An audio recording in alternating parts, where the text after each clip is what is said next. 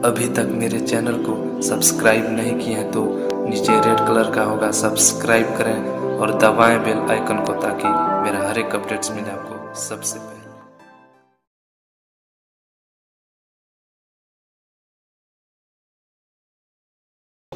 মারাত্মক রোগ দরিদ্রের বলতে আবার আল্লাহরে ভালোবাসতে হবে।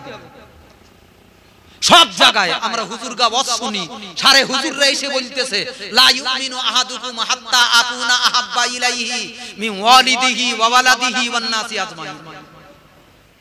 ততক্ষণ পর্যন্ত তুমি ইমানদার মুসলমান হতে পারবা না যতক্ষণ তোমার বউ বাচ্চা আত্মীয় স্বজন আপনজন প্রিয়জনের চাইতেও নবীকে বেশি করে ভালো না বাসতে পারবা। ওয়াজ শুনেছেন না শুনেননি? আর একটা আয়াত, এই দুটোলে তো আজকে জামানার মৌলবীগা বেশি ওয়াজ, কুল ইন কুনতুম তুহিব্বুনাল্লাহ ফাত্তাবিউনি। এই আয়াতটা পড়ে ভুল ব্যাখ্যা করে হাজার হাজার বড় বড় পীর পিজ্জাদা আলেম ওলামাদেরও ভুল ওয়াজ করতে শুনি আয়াতটা পড়ে, অথচ মানেটাও বলতে শিখিনি। আল্লাহ বলতেছে কুল, হে নবী আপনি বলে দেন, ইন কুনতুম তুহিব্বুনাল্লাহ, পৃথিবীর কোন বান্দা যদি আল্লাহকে ভালোবাসতে চায়, কাকে ভালোবাসতে চায়? উদ্দেশ্য আল্লাহ পাওয়া। আল্লাহকে যদি ভালোবাসতে চায়, আল্লাহর সন্তুষ্টি যদি চায়, ফাত্তাবিউনি। এরা মানে করে, হুজুররা মানে করে নবীকে ভালোবাসো, আল্লাহর ভালোবাসতে গেলে নবীকে ভালোবাসো, অথচ এটা মিথ্যা কথা। কোরআন বলতেছে ফাত্তাবিউনি, তোমরা যদি আল্লাহকে ভালোবাসতে চাও, আল্লাহ পেতে চাও, তো নবী বলতেছে হে নবী, আল্লাহ বলতে হে নবী আপনি বলুন ফাত্তাবিউনি। আমি মুহাম্মদ, আমার চাল চলন, আমার আচার ব্যবহার অনুকরণ অনুসরণ করো, আমি মুহাম্মদ যা করেছি তাই করো, তাহলে আল্লাহকে ভালোবাসতে পারবা। এই হলো আয়াত। আর হুজুররা এসে কানে হাত দিয়ে ওয়াজ করে যাচ্ছে আল্লাহকে যদি ভালোবাসতে চাও তাহলে নবীকে ভালোবাসো। একেবারে মিথ্যা কথা, ডাহা মিথ্যা কথা। কোরআনের আয়াতে আল্লাহ এটা বলেন। হ্যাঁ নবী ভালোবাসুন, নবী ভালো না বাসলে আল্লাহ পাওয়া যাবে না বাপ। কিন্তু আল্লাহর চাইতে বেশি ভালোবাসা থাকবে আমার, এই নবীর চাইতে বেশি ভালোবাসা থাকবে আমার আল্লাহর সাথে। জোরে বলুন সুবহানাল্লাহ।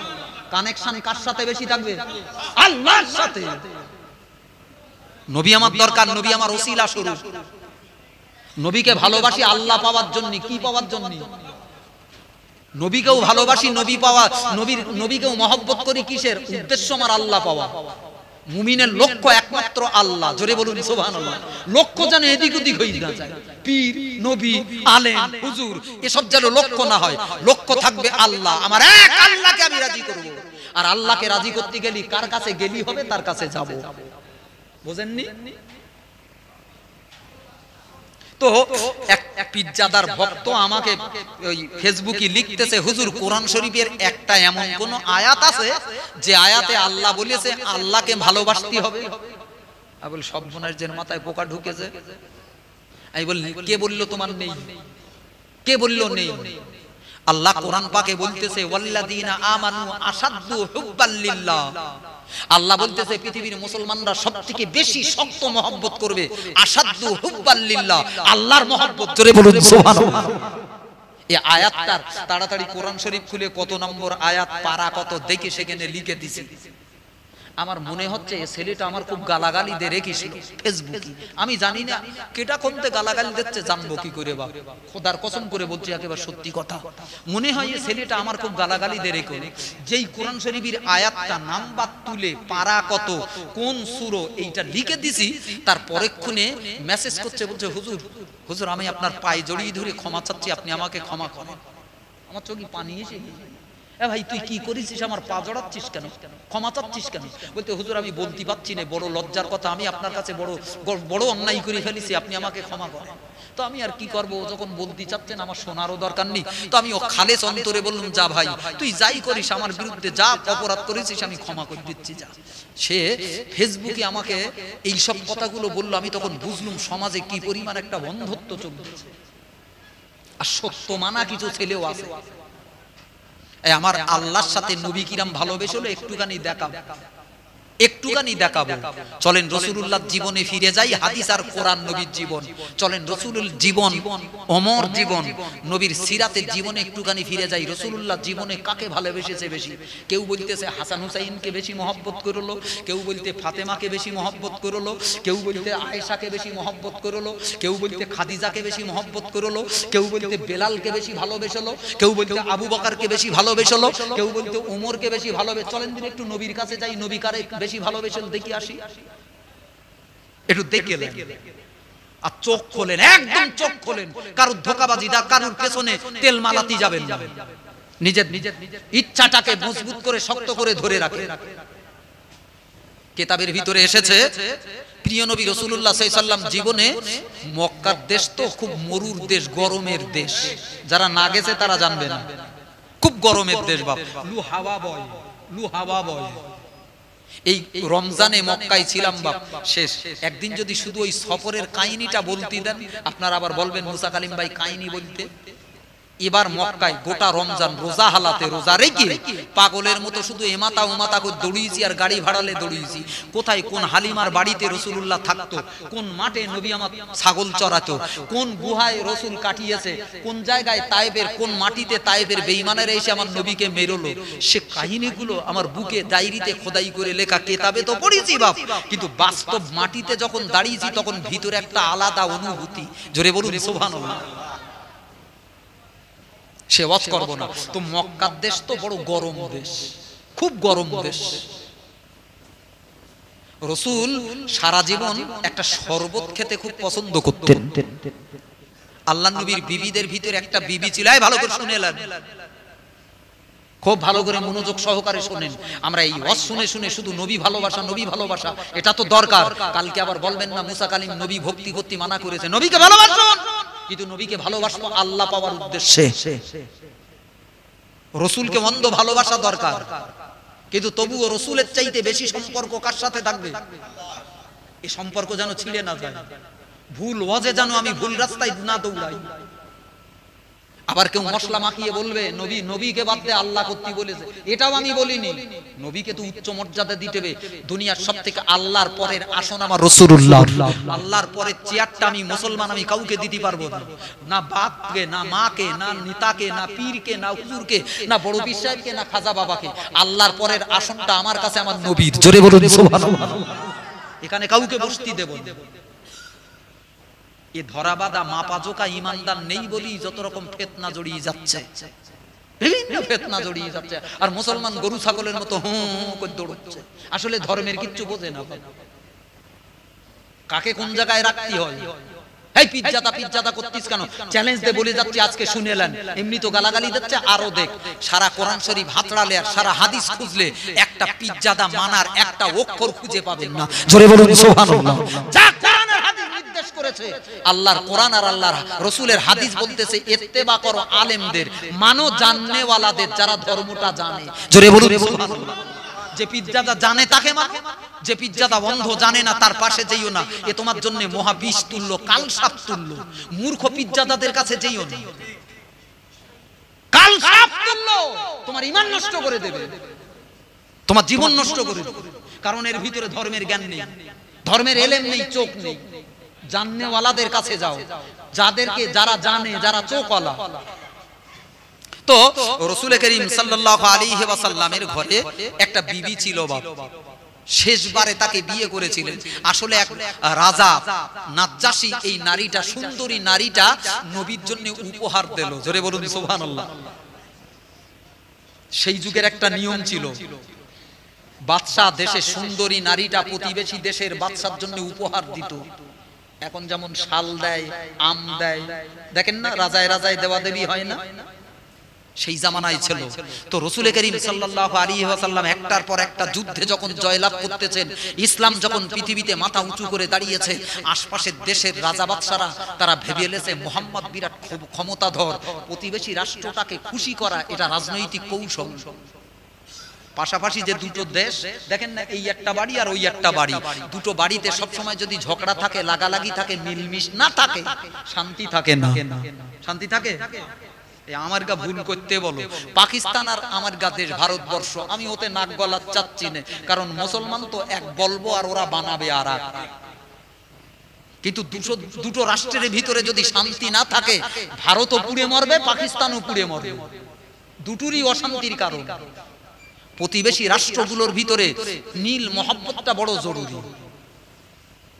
তো সেই জামানায় এক বেঈমান নাজ্জাশী রাসূলুল্লাহকে ভালোবাসতো গো, তো নবীর জন্য একটা সুন্দরী নারী, বাছাইকৃত একটা খুব সুন্দরী নারী রাসূলের জন্য উপহার দিল। জোরে বলুন সুবহানাল্লাহ। এই নারীটার নাম হলো মারিয়াই কিবতিয়া। কি নাম? জোরে বলেন। মারিয়াই কিবতিয়া। সব শেষে রাসূলের বিবি হলো এই নারীটা। আল্লাহর নবীর ঘরে যখন বাদশার কাসিদরা এই নারীটাকে উপহার দিয়ে গেল, নবী বললেন, দেখো আমি দুনিয়ার বাদশাদের মতো নই। দুনিয়ার বাদশাদের খোদার ভয় থাকে না, ঈমান থাকে না, তাদের কোরআনী নির্দেশ নেই, যা ইচ্ছা তাই করতে পারে, সুন্দরী মেয়ে লোক দেখলি খাটে তুলতে পারে। কিন্তু আমি আল্লাহর নবী, আমার জন্য এটা শোভনীয় নয়। যদি বিদেশি রাজা বাদশারা আমাকে উপঢৌকন দিক, দুনিয়ার নিয়মে এটা, দুনিয়ার রাজাদের জন্য এটা বৈধ, কিন্তু নবীদের জন্য এটা বৈধ নয়। জোরে বলুন সুবহানাল্লাহ। ও মারিয়াই কিবতিয়া, আমি রাসূলুল্লাহ বলছি, তুমি ইচ্ছা করলে তুমি এখান থেকে তুমি সুন্দর একটা স্বামী যাত্রার সঙ্গে ঘর করতে পারো, তুমি বেঁচে লাও, আমার কোনো দোষ নেই। ও রাজা আমাকে দেশে, আমি তোমার উপরে কর্তৃত্ব খাটাবো না। আমি দুনিয়ার বাদশা নই, দুনিয়ার অন্য কোনো রাজা হলে তার পাওনা হয়ে যেত, এতে কারুর হক ছিল না। তোমার মতো সুন্দরী নারী কে ছাড়বে গো? কিন্তু আমি খোদার বিধানের এক চুল এদিক ওদিক করতে পারবো না। যাও, তোমার যাকে ভালো লাগে তার সঙ্গে তুমি নতুন দাম্পত্য জীবন, সংসার জীবন তৈরি করো। জোরে বলবেন না সুবহানাল্লাহ। মারিয়াই কিবতিয়া রাসূলের সান্নিধ্য পেয়েছে, বাপ নবীর সান্নিধ্য, রাসূলের মোবারকের সংসারে হেরেমে জায়গা পেয়েছে, আর বেরুতে চায়। নবীর পা দুটো জড়িয়ে ধরে কাঁদছে আর বলছে, হুজুর আপনার কদম থেকে আপনি আমাকে মাহরুম করবেন না, আপনার কদমে আমাকে জায়গা দেন। জোরে বলুন সুবহানাল্লাহ। নবী শেষবারের মতো এই নারীটাকে নিজের স্ত্রীর মর্যাদা দিলেন।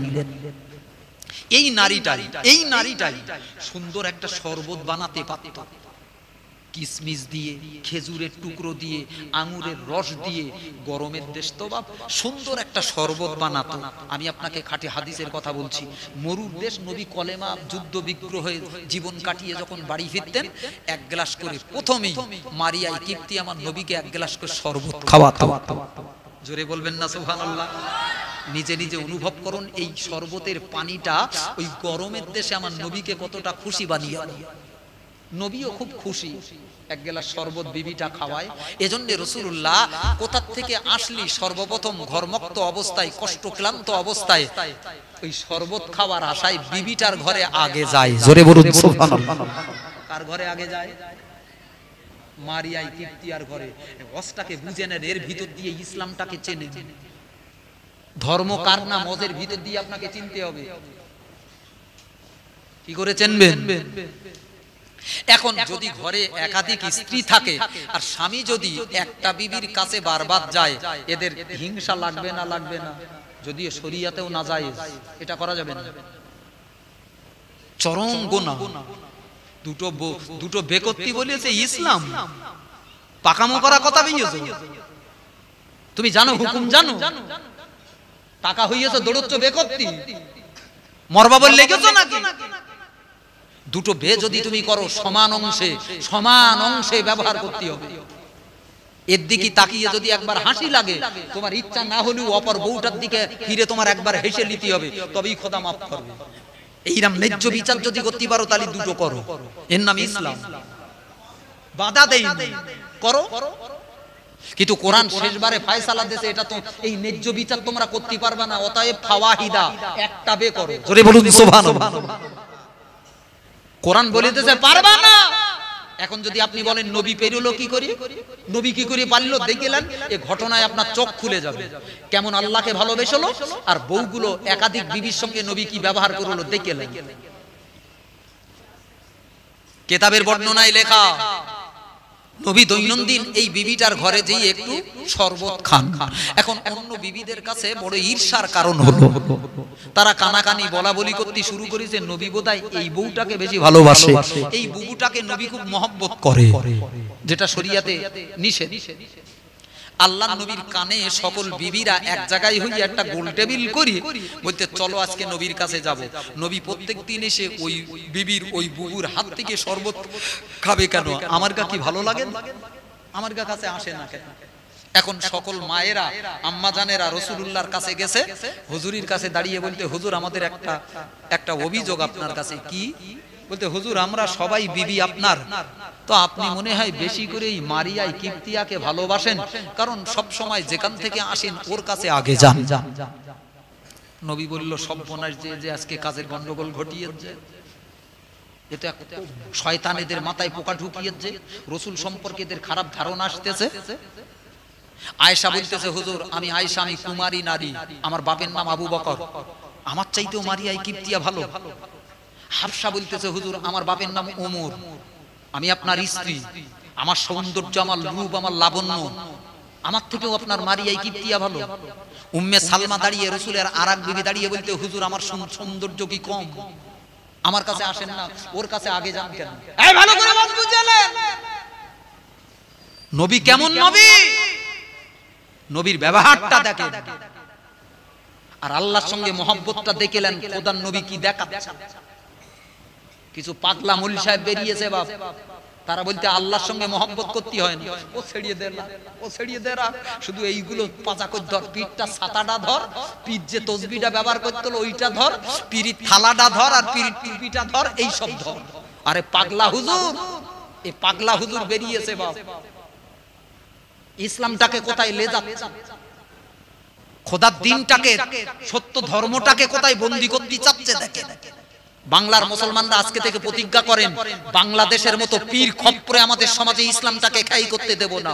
শুধু আলেমগুলো লড়বে না, দরকার হলে আপনারাও লড়বেন। রাজি আছেন আপনারা? প্রয়োজনে আমরাও লড়ব। ভণ্ড পীর ইসলামের জন্য চরম অভিশাপ।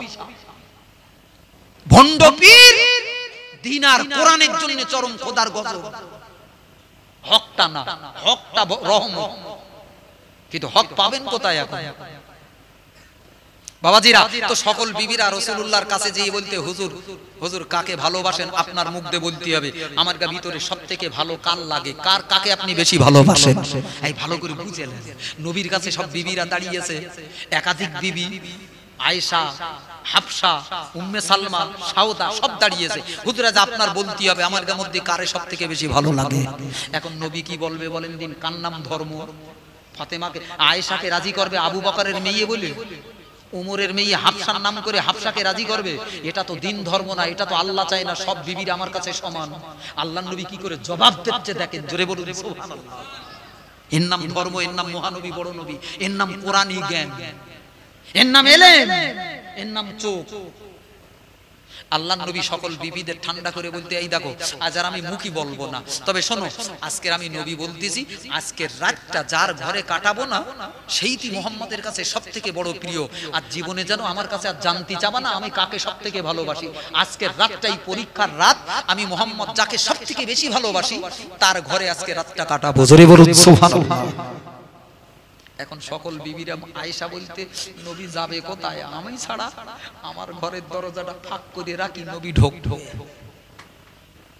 হাফসা বলতে, আমার ছাড়া কোথায় যাবে নবী, আমাকে বেশি ভালোবাসে। উম্মে সালমা বলতেছে আমার ঘরে। এই নবী কি করতেছে দেখলেন? এর নাম মহানবী, বড় নবী, বিশ্ব নবী।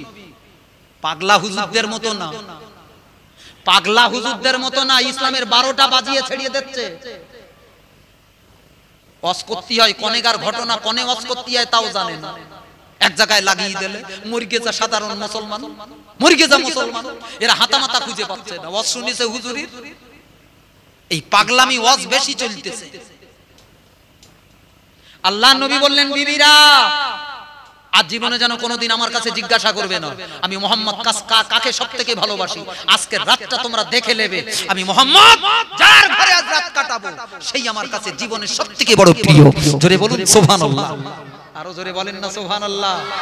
সকল বিবিরা তাকিয়ে রইয়েছে, বাপ সন্ধ্যে আসলি হয়, এশার জামাতটা শেষ হলি হয়, নবী কার ঘরে যায়? আমার দিনদারি মাল্লার ভাই বাপজিরা ভালো করে মনে রাখো আল্লাহ নবী রাসূলুল্লাহ সাল্লাল্লাহু আলাইহি ওয়াসাল্লাম ও দিনদারি মাল্লার ভাই বাপজিরা তোমার নবীর জীবন তোমার নবীর বিচার দেখে নাও তোমার নবীর আদর্শটা দেখে নাও বাবা বাবা দিনদারি মাল্লার ভাই বাপজিরা কিতাবের বর্ণনায় লেখো আল্লাহ নবী সাল্লাল্লাহু আলাইহি ওয়াসাল্লাম মদিনায় অন্ধকার ঘনীভূত হয়ে পড়ল গো বেলাল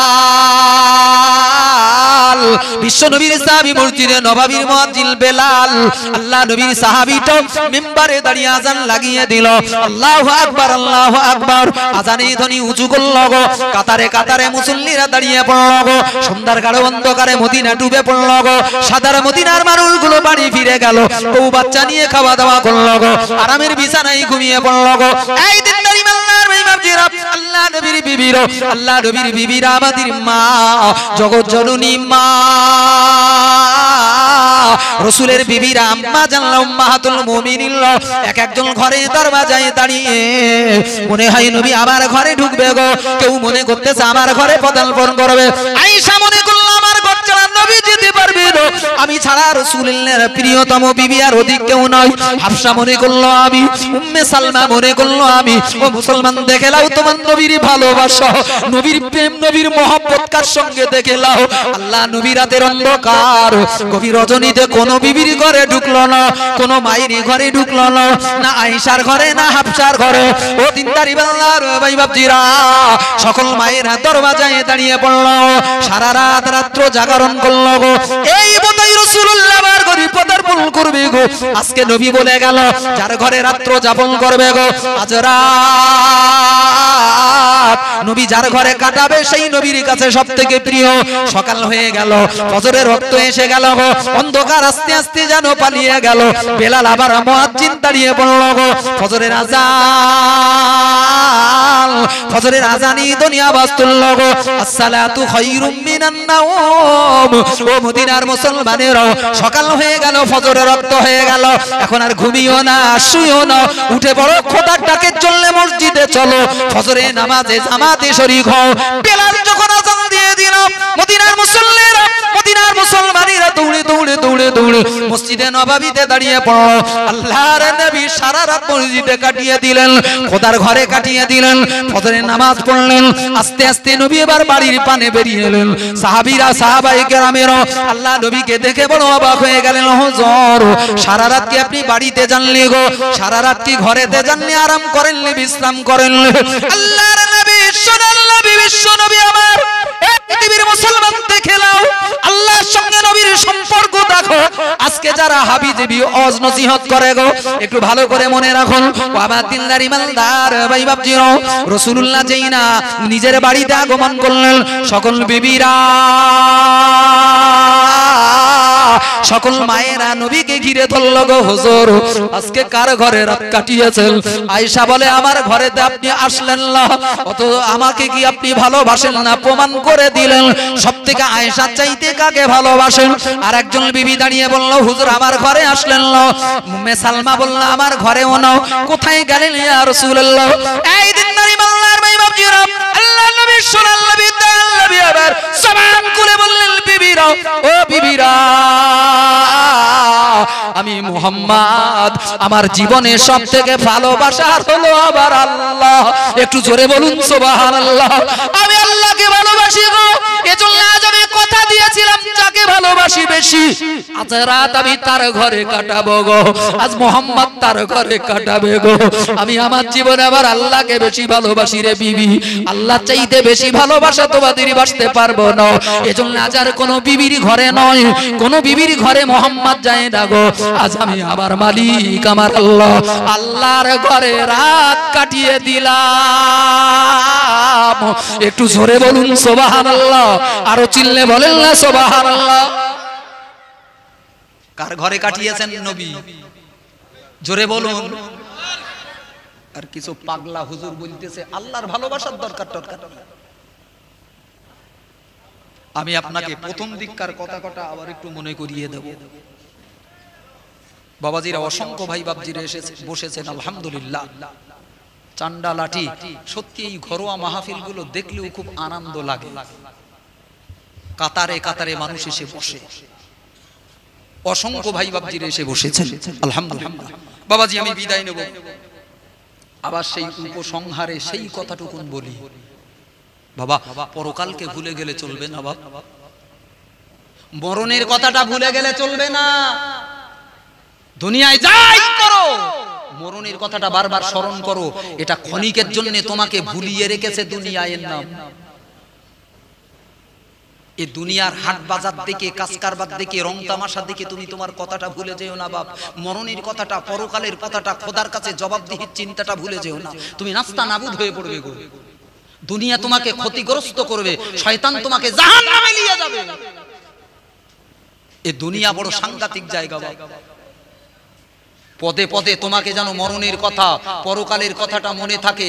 আল্লাহর নাফরমানি, পাপ, হারামি, বদমাইশি, নাফরমানি গুলো থেকে তুমি যেন বেশি জড়িয়ে যেও না বাবা। এই যুবক ভাই কটাকে বলি বাপ, যুবক বয়স তো এর এখন বয়স কাঁচা, নবীন, এর গা অত বৈশাখী জ্ঞান আসেনি বাপ। অন্যায়ের পর অন্যায় করতেছে, অত সেই যুবক গুলো জানে না এই বয়সের ইবাদতটা কত দামি ইবাদত। জোরে বলুন সুবহানাল্লাহ। আমার সোনা মানিকেরা, সোনার চাঁদ ভাই বাপজিরা, আজকে সমাজে আমাকে যে কোনো মূল্যে সহি ইসলামটাকে চিনে নেওয়া বড্ড যেন একেবারে কঠিন হয়ে দাঁড়াচ্ছে বাপ। সহি দিনটাকে চিনে নেওয়া। কার নাম ধর্ম? ইসলাম ইসলাম করি আমরা মুসলমান, ইসলাম ধর্ম অবলম্বী, প্রকৃত ইসলাম কার নাম? এইটা চিনে নেওয়া বড় দায়িত্ব, বড় কর্তব্য। আর হাবিজাবি হুজুরের ওয়াজ শুনে শুধু খাঁটি ইসলামটাকে চেনা যাবে না, রীতিমতো আপনাকে তলাশ করতে হবে, হকটাকে খুঁজে নিতে হবে। দুনিয়ায় এমন দিন কখনো থাকবে না শুধু সত্য পৃথিবীতে বেঁচে থাকবে, মিথ্যা সব মুছে যাবে।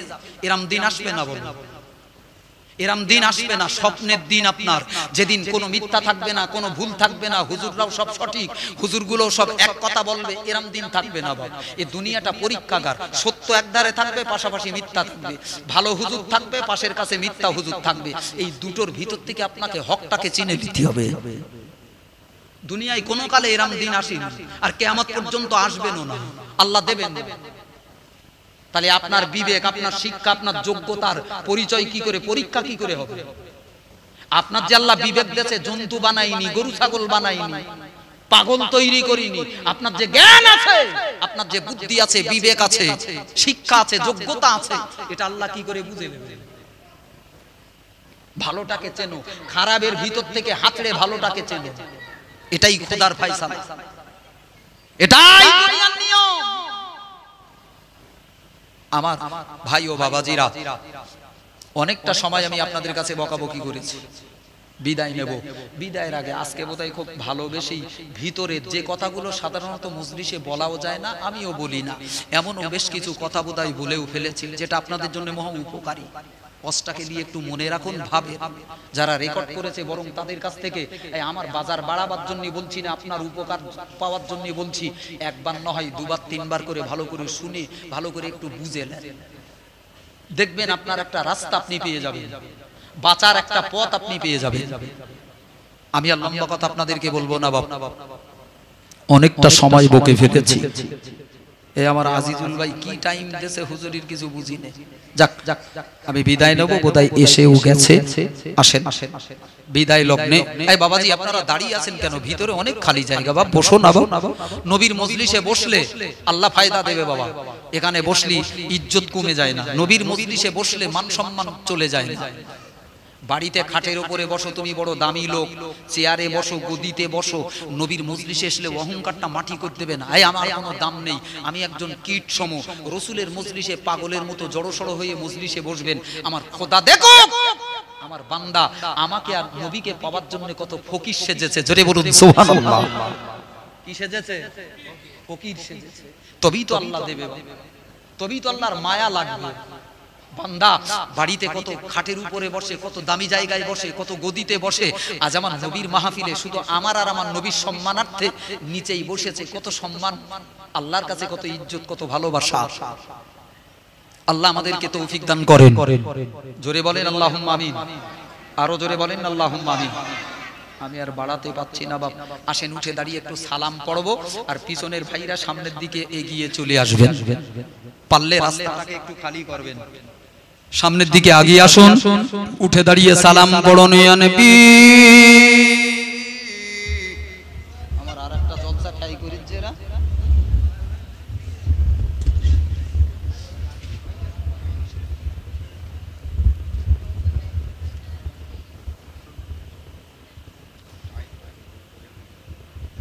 আসেন আগিয়ে আসেন, ভালো আছেন?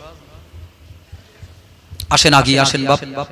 আল্লাহ আল্লাহ তুমি আজকের ঘরোয়া মাহফিল বাবা, আমি আমার যতটুকু কানি এই কয় ভাই আমার নুহু ভাইরা আজকে নাই মেম্বার হয়েছে, অথচ এই মেম্বার হওয়ার আগের থেকেই ওরা ভালোবাসে বাপ।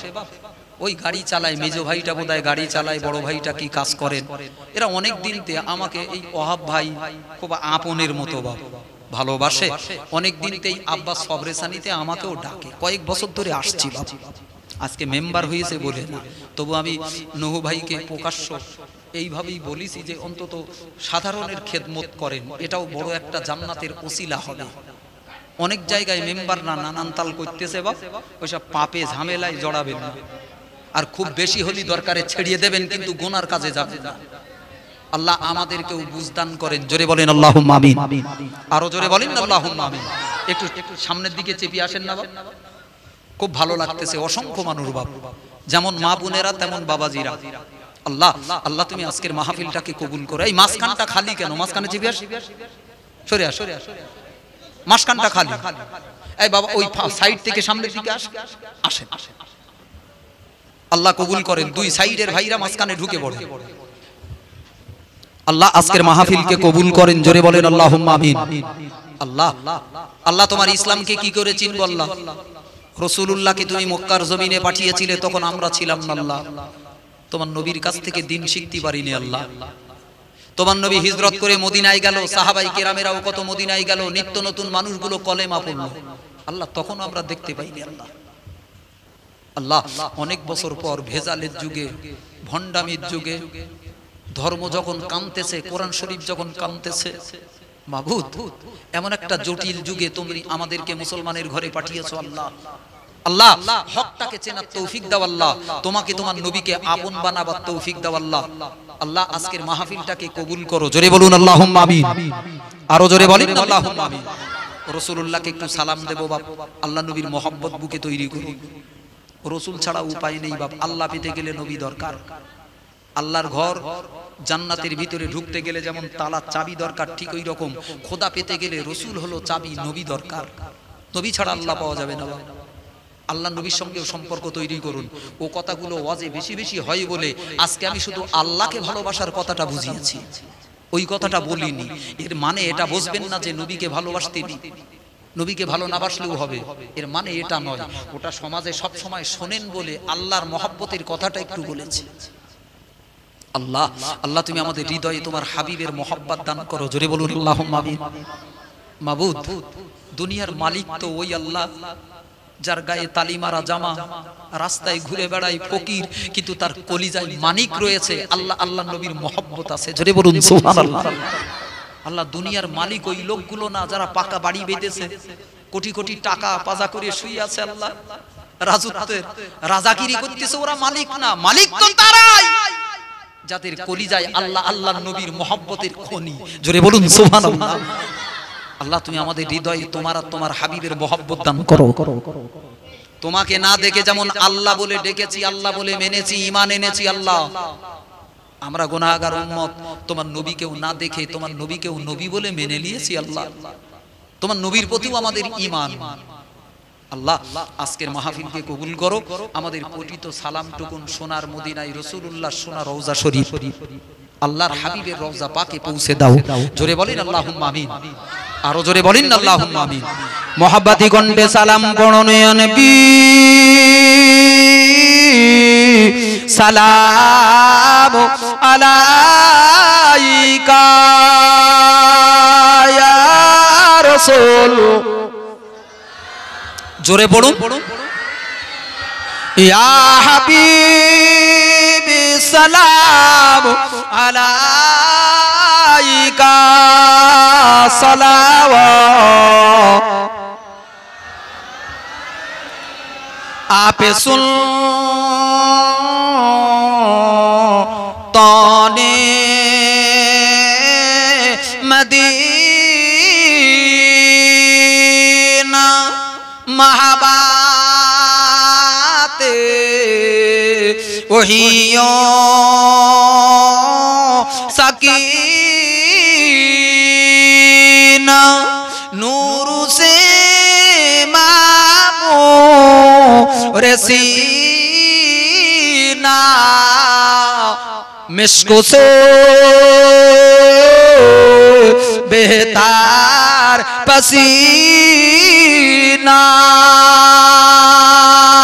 या नबी सलाम या रसूल या हबीबी सलाम अलैका सलावत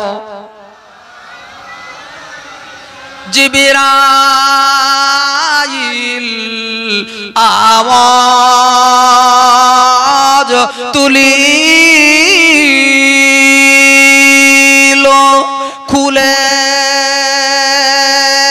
दाओ আসমানির দুয়ার এসেছে নবী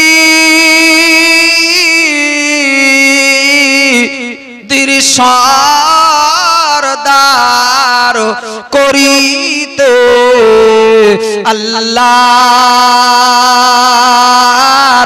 দিদার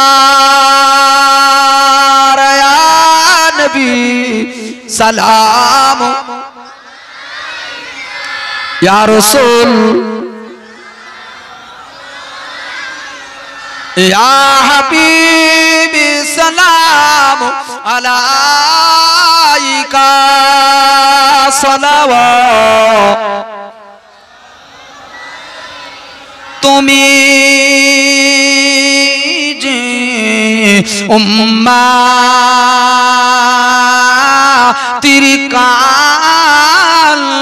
কালডার কাদিতাই মোরা গোনাগার লও সালাম আমাদের সবার মোরা যে উম্মাত ও তোমার ইয়া নবী সালাম ইয়া রাসূল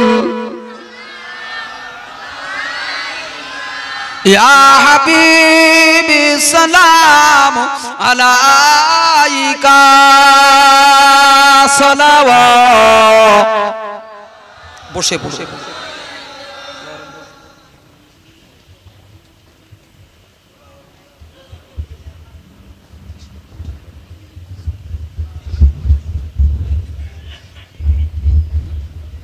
বাবাজি আমি প্রায় 2.5 ঘন্টার উপরে 3 ঘন্টার মতো বকে ফেলেছি আর তো সময় দিতে পারছি না বাবা মুফতি সাহেব হুজুর আসবেন আসলে একটু মিস্টেক হয়েছে বোধহয় হুজুর বলেছে কি বলেছে আর আমাদের আজিজুল ভাই ছিল ও লেগেছে 8টা 8:30টায় হুজুর উঠবে আমি তো সেই সকাল সকাল উঠে পড়ি যাক যাক শুনলাম বোধহয় আসতেছে আমি ছেড়ে দিলে ইমাম সাহেব যদি একটু বলে ধৈর্য রাখতে পারবেন বাবা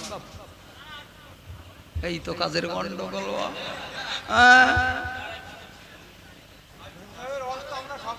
বাবাজিরা এখন কি করবেন বলেন দিন 3 ঘন্টা বকাকে তারপর আমার একটা দাওয়াত রয়েছে সেখানে যাব যে বাবা একটা জলসার বেশ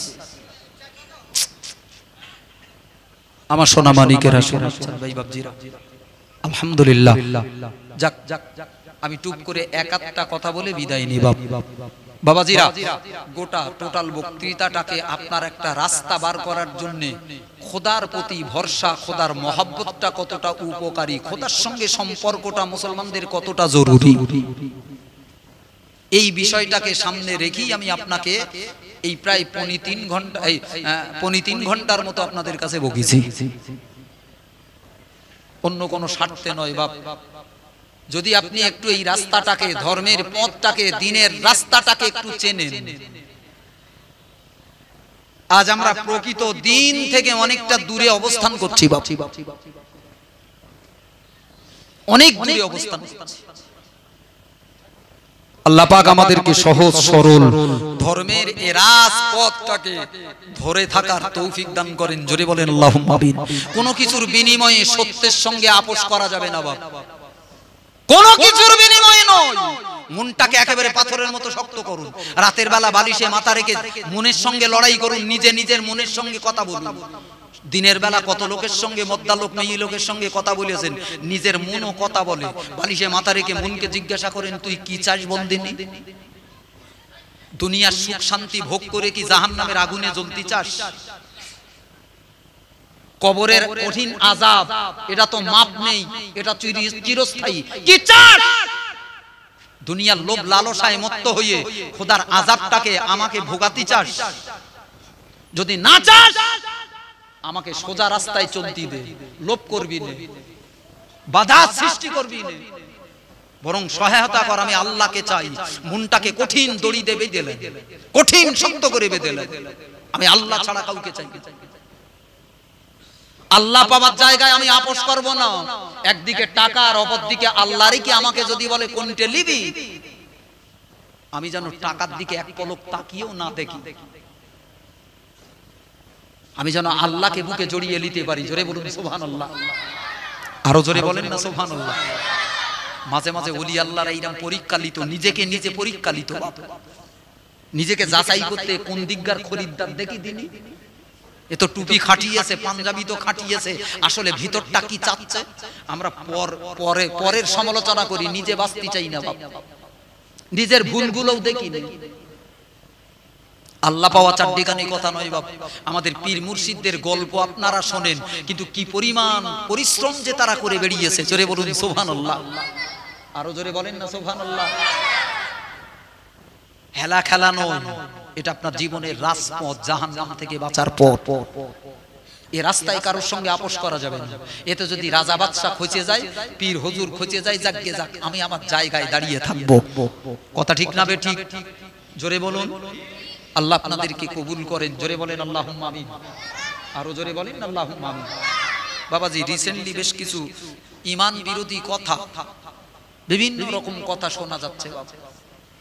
আজে বাজে কটূক্তি আমরা শুনছি। কিছু চাওয়ার পাওয়ার দরকার হলে কার কাছে চাবো? জোরে বলুন, আল্লাহর কাছে চাবো।